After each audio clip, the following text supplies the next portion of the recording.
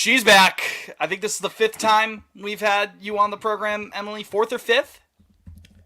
Yeah, I think 5th, about 4th or 5th. We were Sounds just right to saying, me. yeah, we were just saying off air that I think you're the top of the leaderboard in terms of guests coming onto the show. But it's Emily Nyman, folks, as we continue our American League East preview. Got to talk about that team in the Bronx. The New York Yankees on the docket for this episode, and of course we had to bring Emily back on. Welcome back to Pod on Lansdowne. It's been a couple of months. The last time we talked was the Alex Verdugo trade. Since then, hope things have been going well, and it's great to have you back. Yeah, things have been going a lot better, like literally the day after that trade. And yeah, I'm psyched to be back. Baseball is nigh upon us, the opening day, that is, and I'm really excited. Really excited to Baseball be here. is nigh men upon us. Like that. And this is actually the first time that you're on with Liam and Jake. It's nice of these two guys to show up. I do appreciate you, Liam and Jake, being part of the podcast that has your name attached to it. Yeah. But no, we're happy to be our here. name is nowhere. Oh, I guess it's in the logo, right? Yeah, It does say it's yeah. Jake and Liam. Yeah, It most certainly Our name's does. there. Yes, Yeah. so and the bios too on Well, here I Twitter, am. it has it there. Well, they here got I to am. keep the lights on, you know. So Exactly. So you mentioned, Emily, let's just start right into this. I'll rip the Band-Aid off in regards to New York Yankees talk. When you were last on here, like I had mentioned, Alex Verdugo had just been flipped from Boston to the Yankees in exchange for a couple of arms. And if you recall, I ended that conversation with something along the lines of, I didn't go back and listen to it. I could go back and listen to it afterwards, but I said something along the lines of like, "Oh, you excited to get Juan Soto?" Kind of like tongue in cheek, but also like, "Oh, this is gonna come to reality." Turns out it fucking did. Juan Soto is one of the newest members of the Yankees. Why? I guess that's my first question. Why? Why? Why not is the real question that you should be asking. Because it hurts my feelings. That's why I don't like it. Don't appreciate it. I'm really glad that you said that your comment was tongue in cheek because mine wasn't. I was definitely like as low as I possibly can get. Because when that trade happened for Verdugo, I was like, this is it. This is their answer for left field. This is how we are responding to the worst season in my memory as a fan that was like not supposed to happen. Which they still had a winning record for, by the way. Like, 82 wins. Listen, I don't want to hear it from you guys, okay? Boston Red Sox fan, this isn't 20 years ago, all right? You guys can't be like, oh, boo-hoo. We are the right? biggest So babies give me in a the break. world, yes, but We we will really continue are. to do yes. I am ecstatic. I'm not one, I barely watch spring training. I'm not one to get really that excited about any sort of result. But of course, that being said, Juan Soto is obviously going to have a 200 OPS throughout the entire season because he's done it in the last 7 games. If I were you guys, I would dread playing the Yankees this year. And thanks to me, the Yankees are going to have a losing record against the Red Sox because I just said that. And I'm feeling very cocky on this podcast right now for no reason at all. Monkey paw. Yes. I mean, I was feeling good coming into this because, hey, we did finish in 4th place and you losers were in 5th place. So I am feeling pretty high and mighty right now. I gotta say, like, obviously Juan Soto being a part of that lineup it's scary. I mean, that paired with Judge from the left and to the right, I mean, there's no two ways about it. Even if it is just for the 1 year of Soto, it's like it kind of gives you a little bit of a chill. I'm curious, though, I guess the first legitimate question with the Yankees after a disappointing year in the Bronx, no two ways about that. The rest of the lineup, is that going to be able to pick up the team? Because I feel like that's kind of been a thing with the Yankees the last sort of years. That's very top-heavy lineup. You know, whether or not you get a healthy year from Stanton, maybe he's able to produce. Obviously, Judge is great towards the top. But the second half of the lineup, it's not necessarily a rising tides lifts all boats situation. So going into 24, outside of your big hitters, your Sotos, your Judges, how confident are you in the rest of the lineup being able to carry that weight and try to take the Yankees to the next level? You know, I can't say I'm brimming with confidence, but you guys know how it is that like last year, a lot of it, and Yankee fans and no fans of any team really, when it happens to your team, want to hear this, but last year was a lot of bad luck for the Yankees in terms of a lot of catastrophic injuries and bad seasons happened all at the same time. Like you couldn't predict Rizzo with a concussion. DJ LeMahieu, you could predict that a little bit. I kind of been saying that for all these years, that he was just a solid 100 weighted run created plus player. But all of these guys had down years. Judge got hurt. And I think that their revolving door over the last few years of refusing to have like the same lineup, the same no one in left field, basically. Just, your Oswaldo Cabreras, who aren't major league players. So I have more confidence that I've had in the past few years, if for no other reason than they needed to bring in another superstar. Giancarlo Stanton's getting older. You can't depend on him, right? Stinks, man. Could he have a resurgence? Maybe. But is he going to? Probably not. So you had to bring somebody else in. It can't just be him. But the rest of the lineup, I don't think I realized how bad it was until I have Baseball Reference up here. And yeah. Stanton? Outside of Judge, the only other like everyday player with an OPS plus over 100 was Glaber. Glaber did have a good year. I should mention that. Yeah. And then the other two players that made appearances for the Yankees last year with an OPS plus over 100, Jason Dominguez, who played 8 games. But what in 8 games it was. Woo Sox legend Greg Allen is the other one. Greg Allen had an OPS plus over 100? 119. He played 22. Oh, wow. The Justin Bieber meme. Hey, girls, I'm Justin Bieber. And, hey, Greg Allen! Oh! Yeah, shout out Greg Allen in terms of that. But, yeah, wow. I mean, and you mentioned a revolving door. Speaking of Glaber, isn't he on a walk year? If I'm not mistaken. Yeah. So, I mean, that's another interesting. That whole team is that whole offense is on a walk year. Yeah, for the most part. I mean, and that's what it's funny because people were like, "Oh, trade Glaber," and it's like, trade Glaber for who? So then there's a worse second baseman. Like, how many people think? Like, how many second basemen do people think are in the league that can like hit over 100 weighted runs created plus? You know what I mean? Like, there's not that many heavy hitting second basemen. Counts on one hand, probably your Altuve's, your Albies, right. On his day, and then you just saw it from Glaber there too. Yeah, exactly.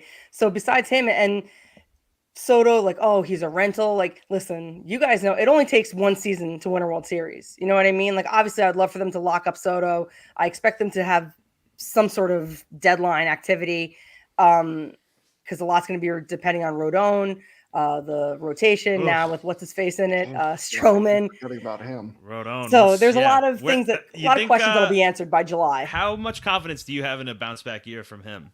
I have some confidence. I think that he's going to do a lot better. Yeah, I mean, I'm not going to sit here and be like, 100%, because I am a negative New Yorker, and that's just not how I roll about anything at all, ever.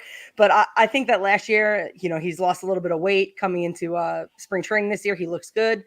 He's not coming in with some sort of fucked up injury like I feel like he did last year. So I gotta believe, right? I gotta believe. On the positive side, given the recent rumor mill regarding the baseball offseason, there is a possibility that Carlos Rodon is not the only disappointing big money free agent left-hander within the rotation, because Blake Snell might be joining him as well, so they could be like two peas in a pod if they all crash and burn together. A pair of lefties in the Bronx just getting shelled. I would love to see that personally. Yeah, I bet you would. In all seriousness, like, how much are you buying into the Blake Snell rumors now too? Because I mean, opening day is just a couple of weeks away now at this point, and the reigning NL Cy Young Award winner is still out on the market. And again, rumors that I've seen, we just looked it up before you joined the call here, Emily, it's that the Yankees still seem like they might be honing in on him. So, well, it's the same thing with us, right? And Montgomery, it feels like it's not so much same... with Snell. Yeah, I was going to say more No, Montgomery. I mean, like, it's the same, like,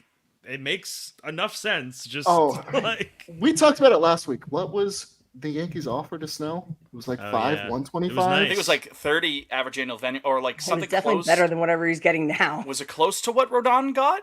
Or something like that? And I think it was maybe a little less. So they offered him 5 years, 150. And then, so Snell turned it down. But then the Yankees were like, okay, like we'd go over what we gave to Rodon. And Snell's camp, I guess, was still like, no, we're holding out for more. But this was like the beginning of February. So it was only 4 weeks ago. Yeah, so I mean, I wouldn't hate it. I don't understand how that's shaking out. You wouldn't hate it. Okay, so if you aren't already aware, and for the listeners who may not be aware themselves, this is a very anti-Blake Snell podcast for the most part, especially spearheaded by Jake and a little bit myself, but Jake is definitely in on that train. But you're in on the idea of Blake Snell rejoining the American League East this time, just in pinstripes? Well, because my thing is, the one thing the Yankees have been good at over the last few years especially is being able to develop a lot of different talent from pitchers. And obviously Blake Snell comes with his own talent. It's not like he's some diamond in the rough like a Clay Holmes that they got from the Pirates or whatever for nothing. So I'm not saying that he's going to come here and be like some super version of himself, but I can't knock the Yankees process when it comes to pitching. So if Blake Snell came here, I have to imagine that Matt Blake, the Yankees pitching coach, sees something in him, sees something that they can work on to try to prevent his downswings that he has between Cy Youngs. So, I mean, if the Yankees have faith in him, then I have to have faith in him too, because they haven't done a lot right in the last few years, but pitching has not been really their issue. I gotta say that's way braver than like what I would say if we got Blake Snell. I'd be like, oh, gosh, I don't that would make me queasy. I was gonna say it's the complete opposite for us. We can't develop pitching, but hey, we maybe did that one with- maybe time. with His name Breslow was and John Bailey? Lester, and he was awesome. He was great. it was 15 years ago. 2013 Clay Buchholz, man, I'm telling you. Well, you guys might get Monty. I mean, but also Boston and New York, we're rumored to be in on every single free agent, even if they haven't True. spoken to them at all. It's because that's always in the mix, right? They want other teams to believe that the Yankees and the Red Sox are like hawking these guys. So who knows what to believe? Well, the only I love difference is being that used one of for us leverage. actually might be able to fool that. We're not fooling anyone by saying, oh, we're in on all these, the last couple of years of how things have gone. Liam, what were you saying there? I didn't mean to cut you off. No, I just said I love being used as leverage. I feel like that's all that's happened this winter. Yeah. At least somebody has some faith in you guys this year, right? Even if it's just the press. Yeah. Sometimes, what's that Lady Gaga quote? Like, you just need one person to believe in you, and like you could do it or something like that. No. I think it. Wait. hold on. Jake, this is right in your wheelhouse here. Yeah. You know, No, I know. It's there she could be repeated 100 it- people in the room. There could be 100 people in the room, and 99 don't believe in you, and you just need one to believe, and that was him. And that was about Bradley Cooper. She said that many times about Bradley Cooper. Well, we're talking about it with Bob Nightingale. In this Yeah, Bob Knight, situation. John Heyman. Oh yeah, you just arson judge there. So, going back to what Jake had mentioned and what I meant, people being on walk years here for the Yankees. With your finger to the pulse, Emily, on the evil empire, how make or break is 2024 for the Yankees? Because on one hand, I mean, yeah, again, all things being equal, it is a very talented roster, especially if everyone's healthy and clicking. But it's a competitive division. There are teams out west. Obviously, the defending world champion may not be as good, but they'll still be in the mix. The Astros, of course, are going to be there. And with questions beyond 24, like, is this this has to be the year for the Yankees if the Bronx is not going to burn to the ground, like it has to be saved by the 2024 Yankees? What's the feeling like within the Yankee fandom? I mean, they definitely have to make some sort of run. Obviously a World Series is always the goal, especially as a fan, but it's really hard to do. It's really hard to win the World Series. Only one team can do it. Right, only one team can do it. The best team doesn't always win that short tournament. So they just have to at least get there, and they have to be a little bit more competitive. Like I want them to get back to like a 2019 sort of run. Obviously, I'd prefer for it to end differently, but like the 2022 Yankees, they made it to the ALCS, but it was like a flash in the pan. They got swept. It was horrible. It was embarrassing. It was the first Yankee playoff game I'd ever been to. It was game 3. They lost 5-0. I'm still really upset about that, and they owe me because I went to that game. So I need them to make a run. I know the fans are always chomping at the bit for one. And is this the only year? No. I think that, they have another year or so from Judge and Cole, but is that window closing in terms of their window, Judge and Cole? Yeah, it is. So I think that if it's not this year, that they're going to have to retain Glaber, they're going to have to keep Soto, that they're going to have to spend big money. And in terms of that, I don't worry about the Yankees. Like, I feel fortunate that I was born in an area where the team that I root for spends a lot of money in relation to every other team in the league, or at least most of the teams. So I have no doubt that if they get there and they get close and it doesn't happen, then I think that they're going to try to run it back as best they can because the formula works. So we'll see. I'm going to choose to believe it's an abject failure if it doesn't happen. On the other hand, I'm just built different. I am going to laugh. No, that's an interesting outlook on it, though, because there are, with a lot of the question marks in terms of the talent that might be out the door or retained, some decisions to be made there. But that's probably a breath of fresh air, compared to what other Yankee fans might be saying. I feel like a lot of the Yankee fans would say, like, no, it has to be. Like, this is the year. We've been in the mix for, post Jeter, post Rivera, like really starting around like 2016, 17 when they really started to come onto the scene. That's the baby bombers. Yep, exactly. Glaber making his debut, then Judge bursting onto the scene. Since then, they've consistently been in the mix, just haven't been able to take that next step. So I would have thought before hearing that most people would be impatient, most Yankee fans, but that's an interesting perspective to hear that. It's like, like even if it doesn't happen this year, they can just run it back in 25. And like, it's tough for me as a fan to have a World Series or bust mentality because it's such a long season. I watch basically 162 games, plus other teams too. So like, I can't have that mentality. It's too much of my personal time that I am putting into this team and paying attention to it and talking about it and doing my own podcast, being on other shows, for me to view it that way. You know what I mean? Because then it's like, okay, then what a fucking waste of my time. Like 6 months, I'm just like, oh, if they don't win a World Series, what a total waste this was. Like, I got to take it one day at a time with this team. When they play really well, it's a lot of fun to come home from work and watch them every single day. So I'm just feeling really, really refreshed that they went and got Soto, because that was a move they were not making in the last few years. And obviously I'm not going to downplay signing Aaron Judge, and I'm not going to downplay even signing Rodon last offseason, even though his first season was a stinker.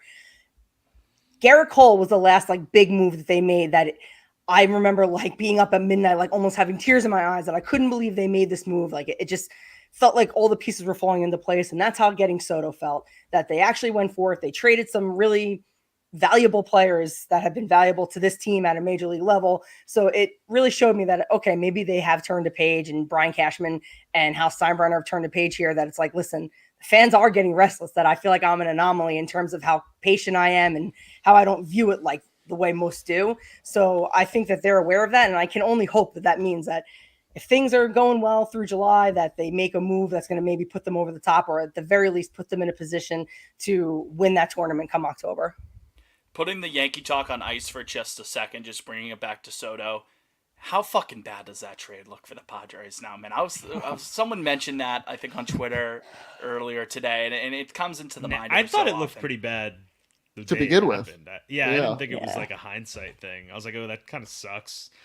Yeah, I mean, Michael King is good, but he's not that good. You're like it's also only 1 year. Oh, I meant Padres with the Nationals. That's what I was like, them getting Soto. They got. That's hilarious that like you could argue both ways. No, it was a bad trade for the Padres to get Soto, and it was a bad trade to get rid of him. Like, yes, I was gonna say this is only sort of related to Soto, but I think like 99% of the time, you should never sell your upcoming free agent like before the season. I would say you should literally always wait until the deadline. I feel like people get so fucking stupid come trade deadline.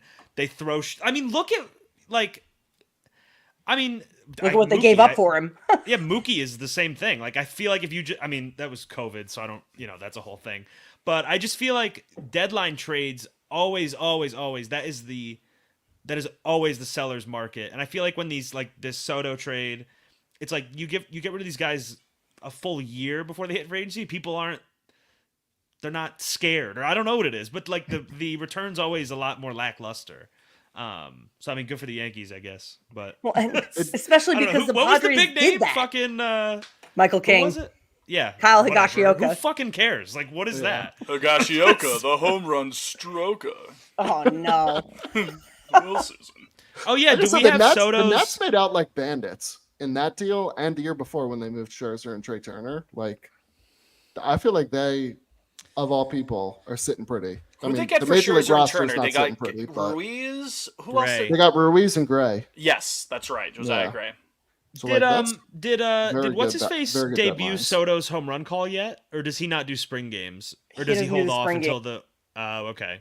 They have to thaw him out. Yeah. Because they ironically freeze him in the winter. I also, even if he did do spring games, I would hope that he doesn't drop the new ones until the season. Until like opening day. No, right now he's like on the bus, like from like 8 Mile scene, like coming up with all the different rhymes. For all the Looking up. Well, Susan, like, and it's just like he's still like bobbing his head to Headphones it. on, just listening Exactly. to his own calls. Any ideas of what it might be? I mean, because with Soto, John Sterling can go a lot of different directions with that. That feels like a layup for him. That's like giving LeBron James like a 4-foot rim. You know what I mean? Like that's way too easy for him. Yeah, I mean, and like Juan Soto, it kind of rolls off the tongue. It's like pretty short. There's only like 3 syllables in his entire name. So Juan kind of he's sounds like one. You know what I mean? Like there's a it's lot gonna you be can do. something. It's gonna be the stupidest thing you've ever heard in your life. I don't know what it's gonna be, but it will be. I miss the Grandy Man calls. I gotta be honest. I'll tell you Those are my guys favorite. what. While we're on this topic of Soto, he looks right in pinstripes. He's a guy that I feel like was made to be a Yankee. No. No, I agree. I He looks agree. good. Any Yankee fan listening to this Garrett needs a Cole, cigarette after hearing that, Jesus. for example, looks fucking awful in pinstripe. He looks terrible. Aw. Like he had so much All the aura more gone. when he was on the Astros. He had his hair and his beard. Like he looks so much worse on the Yankees. But Soto, I don't know. It looks right. It looks right. I have to say. Yeah, I mean, I totally agree. And if for no other reason than like back in 2018 when the Yankees played the Nationals and they came to New York, Juan Soto's dad was there and he was wearing his Yankee hat and Yankee jersey and he was just holding a sign that said, "I am a Yankee fan, but today I'm cheering for Juan Soto, Washington's like his number 22." So like he's been, he grew up in a house where his dad was cheering for the Yankees. So I think that it feels right too. And I'm not one Do you think they'll Yankee give him the mystique bag person, but I hope so. They fucking November, better. December. Sorry, can I curse? No, Yeah. absolutely. 100%. Who else even is there to give him the Dodgers always, but like we don't do that The anymore, Dodgers so are going to we're be out. like $8 bajillion with 90% of it deferred. Yeah, they'll need an The, outfielder. right? the Mookie Giants doesn't play the outfield get desperate anymore. again. Oh, the Giants. I feel like they are kind of a sleeper in the free They agent keep market. missing out on the They big keep names. trying. They keep They're getting so fucking- close. They're the They keep bridesmaid getting. of They've the got last a two couple of off those mid-tier. seasons. I mean, they just got Soler. They got Chappie. My first time. They got them. Yeah, There's so many we got people him, clamoring ladies for and Chappie. gentlemen. We got our guy. That's like the Jason Marquis Nationals commercial. Jason Years ago. Marquis. We got him. He's coming to DC. He could have gone to Philly for what, a cheesesteak? He could have So stayed in bad. Colorado. But yes, I do think the Yankees are going to give Soto the bag. Well, who else? I mean, I'm trying of your offense. It's Soto, Verdugo, Glaber. Is anyone else? Rizzo. Oh shit! Yeah, Rizzo. I mean, geez, that's half the offense right there. Is free agents at the end of the year. Yeah, DJ Goodness. LeMahieu. He got 6. I don't know if he's a free agent. They signed him until he was like No, 38 he's got for a some couple reason. years It's the left. Where worst. are you on him? That's another good one. That What's was his baffling deal? when they gave him the bag. I was like, I don't know He how they're fucking gonna get all this. sucked last year. He was terrible. He was And really people are bad. like, He's oh, getting he's 15 mil for the next 3 years. Ooh. Yeah, like the contract. I mean, now that we're a few years removed, I'm over it. But I knew something was up in 2019. Like there was no way he was repeating that. And of course, 2020 we had that stupid 60-game season that he went off in that too. But who Insanity. gives a shit? Oh It's my god, that season was unreal. In 50 games, he went 364, 421, 590. The OPS was over 1,000. The OPS plus was 178. He was Fake. in the That's a top fake 3 season. MVP voting. That's a terribly fake He season. came in third. He came in third for MVP vote. I remember watching that MVP show and him. It looked like he had a cardboard cutout in his picture. He's just like, Yeah, the whole time. what is DJ I mean- LeMahieu's aura there? Are you talking I, about aura? I guess so. No. I guess No so. aura. I mean, No aura. like 2019, he was great, and you were like, okay, so like maybe he's not a product of course. Then he does that in 50 games in 20. Like I don't blame him for giving him the bag, but it hasn't aged well. That's all. and I mean, he is versatile. He can play a bunch of different positions in the infield, and he's pretty good. But who gives a shit about that, right? Like I just need him to not hit a million ground balls this year. I just need him to get on base sometimes. I just have to hope, guys, that all these 35-plus-year-old players or guys that are almost as old as I am can just pull it together for one magical year, just like a gigantic Kirk Gibson year, but for the Yankees, where every player just has that moment when we really need it.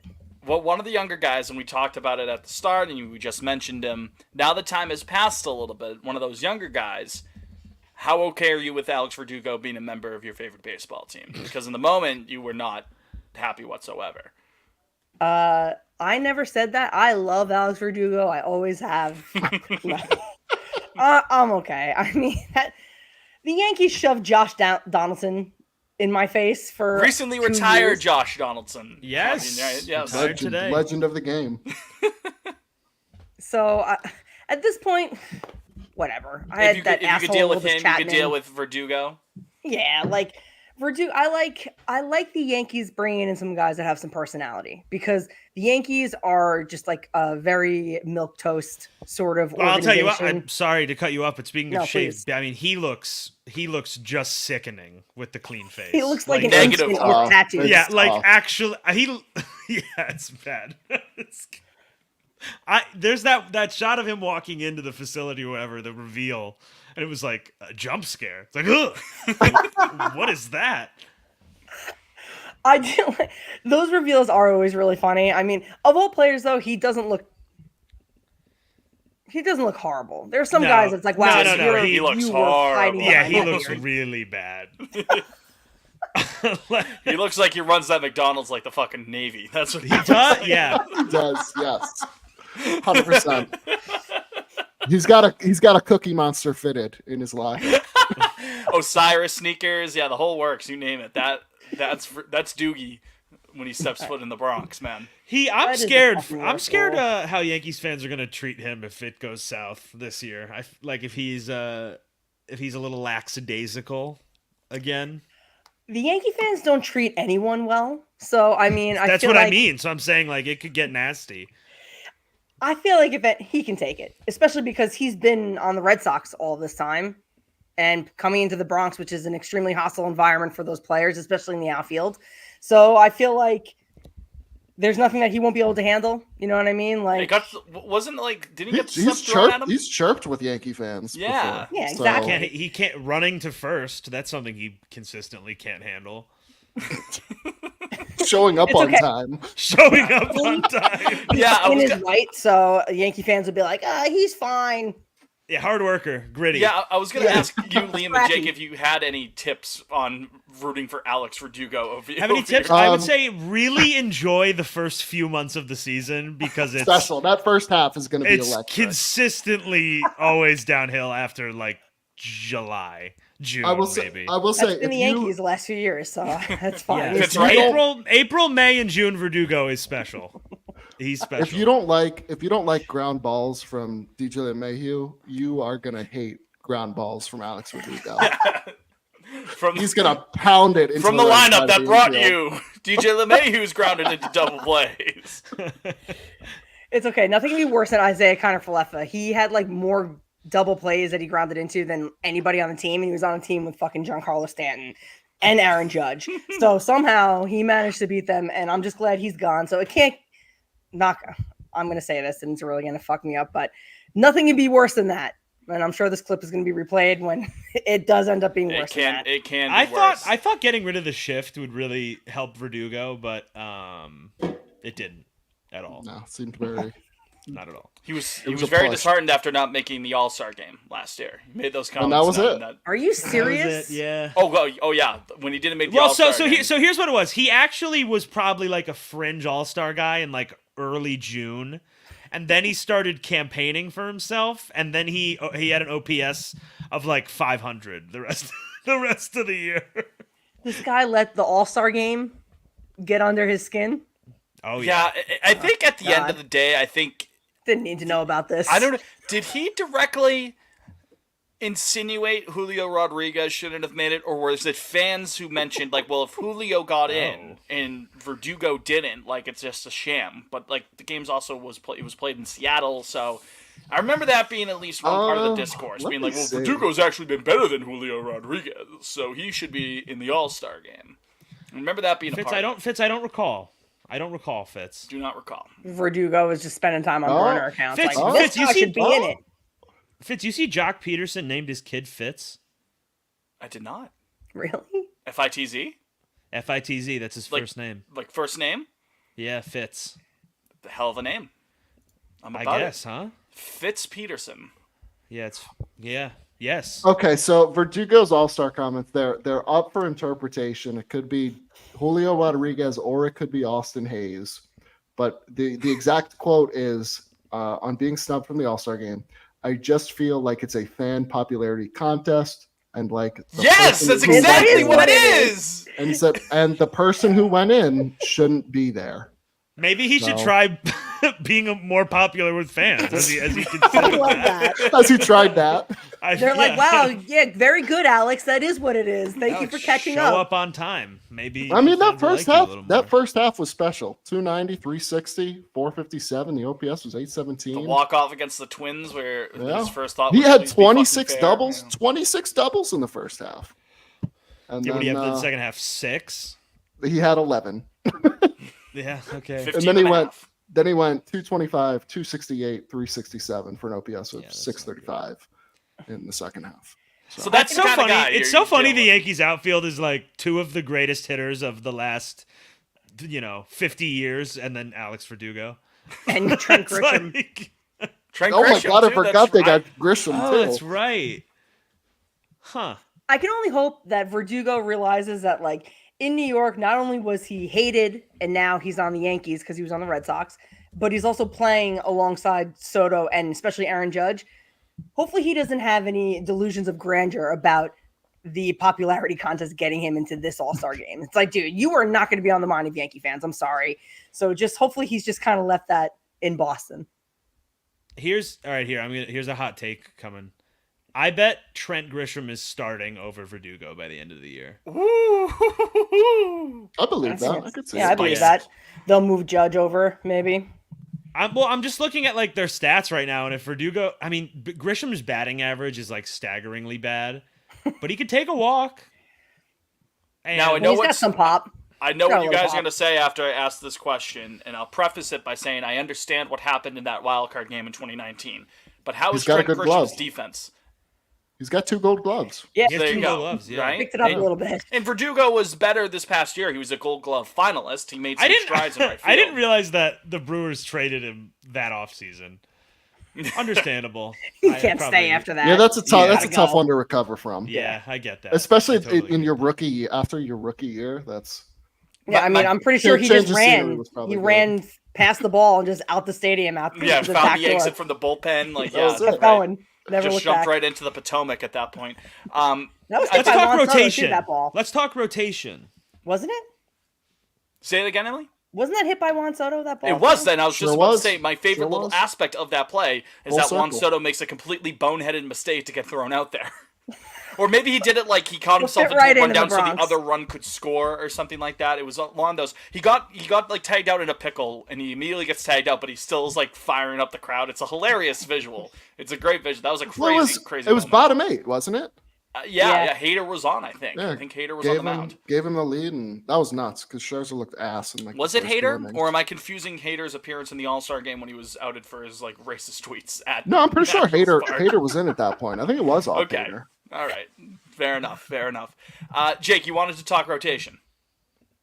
I do, yes. Talk rotation. You're on a podcast. You What can is talk it rotation. right now? What is the rotation going to be on opening day? What do we think? For the Yankees? Yeah. Cole, Rodon, I guess Stroman, then probably Clark Schmidt, and then I guess Nestor. Or Clark and Nestor. I gotta may say, flip-flop. I wish that was our rotation. If we Yeah, did- Oh, I God, mean, it's really? not bad. Yeah, I really do. You're You kidding you're me? you're relying on a lot of bounce back in that. Like a lot. I mean, isn't that baseball in a lot of Yeah. respects? Well, And it's Like, also yeah. the American League Cy Young winners at the top of that rotation. Yes, I was But gonna say how- after Cole, it doesn't inspire confidence. I don't think. I mean, Rodon I mean- was good. Or no, No, Stroman. no, Fitz. I no, he caught wasn't. myself. I I mean, meant to you say did not remember Stroman. that, right? I meant to say Stroman. Yeah, Stroman was pretty solid good last year. He kind of tailed off at the end, but he did end up having a solid season. I don't need pitchers, especially I don't need guys to be Garrett Cole. You know, I need them to just be able to put the team in a position to win, and that's where the lineup comes in. That I don't need Marcus Stroman to put up zeros on the board. I just need him to not put up fucking 7 runs. You know, I just need those guys to put the team in a position to win.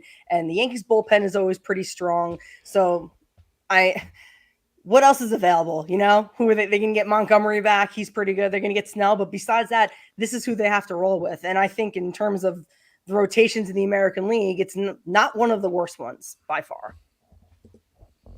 I guess that's fair. That's fair enough of it. Yeah, Nestor's another interesting guy. I feel Yeah. like every guy in that rotation, it's like, like other than Cole, it's like really, it could go a lot of ways. Nestor, he was great, and then he was like pretty mid last year. Yeah. Well, he was hurt for most of last year, so he didn't really. I mean, how many innings did he He only really made throw? 12 starts. Yeah. Yeah. Oh, okay. So like he was hurt. Clark Schmidt's been pretty decent. I mean, in terms of the back end of the rotation, that's not terrible. Especially Just gives you considering five and Nestor was like dive, our right. Nestor was like our third guy in the third spot 2 years ago. So I think that having someone who stuck it out pretty well in that spot will be able to be pretty successful. And it's a long season, so I really have faith that the Yankees, if they see the need and there's some glaring problems or some glaring injuries, especially in the rotation, that they're going to try to make some sort of move by the deadline, because what's the point of spending all that money? You know, I know it's to get people in the door, and they'll always have that, but why bother trading for Juan Soto? Why bother doing these moves, bringing in guys who could potentially cost more money when you can just have guys like Michael King and just have that rotation constantly churning out, like churning and burning pitchers? So I don't know. I'm sort of rambling in the hope that what I'm saying makes sense, because I just need to be positive. We're weeks away from opening day. I feel like there's very few rotations that it's like you look at and it's like, yeah, solid five, like 1 through 5. Yeah, like top to bottom. Are there any? Besides maybe the Dodgers, I guess. But even then, Walker Buehler, he's been hurt most of the last few years. He's Dustin it's May. over for him. No, Yeah, exactly. It seems like it's Walker Buehler. Yeah, I don't even think he's no guarantee from Tyler Glass now at that point. Yeah, I don't trust Glass now to give you 100%. You're relying on like Emmett Sheehan to give you innings in the back Ohtani of that can't rotation. pitch. Ohtani not this year, right? Exactly. So, like, I mean, who's really got it in terms of their solid rotation? Braves are pretty Blue good. Jays. Yeah, Blue Jays, I Jays suppose. are solid. I think And, that's. like- I like the O's rotation. I got to keep it real. The Rays always just the Bradish, Rays just go into MLB the show and Burns. create a Yeah, player. I mean, the and Rays- they No, always find a new the guy. fucking Yeah. janitor at Tropicana is going to come out and be the third star. Oh, he was actually a Absolutely drive mow line down the this winter. Yankees. Yeah, he throws 98 now with movement. Yeah. That's actually a good transition, Emily, because I think a lot of people are going to project the Yankees to be high up in the AL East, if not the American League East winners. Is there one team out of the bunch? You know, obviously the Orioles are up and coming. They're exciting. The Rays are always in the mix. The Blue Jays still have some star power. The Red Sox are a baseball team. Are there any of the other teams in the American League East that kind of give you some pause, being like, oh man, like this is the group of guys that we really got to watch out for? I think that I think it's still Baltimore. You know, part of me wants to say the Blue Jays, but I never feel afraid of them for some reason. And last year, Baltimore was just lights out, and obviously not having Batista in their bullpen's going to hurt. So I don't know how they're really going to make up for that, but I don't think that Batista was really the biggest difference between them being a 103 win team and being, you know, a 70 win team, you know? So I think that the Orioles at this point are still the team to beat. I think the Rays are going to be good as always, but Wander Franco and that whole disgusting mess, I think is going to fuck with them big time. They're not really the strongest, like their ownership isn't super strong, and like they don't really, I don't know. I just feel like they're kind of done after that. And yeah, you're right. Boston is a baseball team. That's for sure. Out of all 30 major league teams, they are undoubtedly one of them. They are one of them. So can't take that away from you. Head in your heart projections for 2024. What do you believe for the Yankees? When is their last game of the year? What's the result of that last game of the year? Are they going all the way? Again, head projection, heart projection. What's going through your mind and your heart? I think that there's a real chance for them to win the AL East. So I'm going to say that, yeah, I think they end up on top.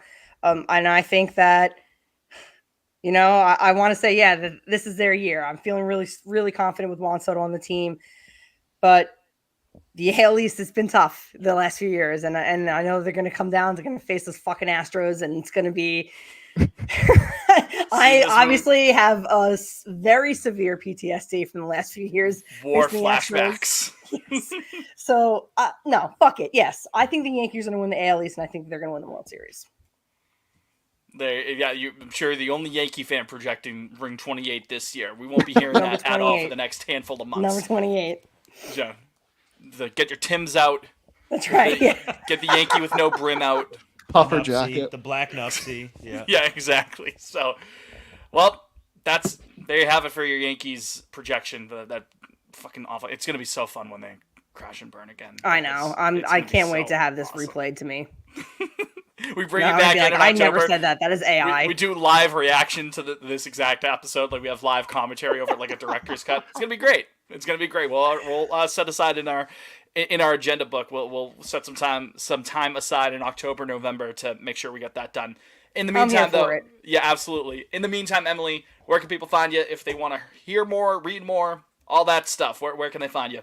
You can find me on Twitter at mshedoesit, and I do have a podcast that I haven't done in a long time, but I'm going to get it back going. It's at Breakballs Pod, and we release episodes once a week, and I'm way less confident on that show. Let me put it that way. So if you like this show, you'll probably like that one, and it won't be as rah-rah Yankees.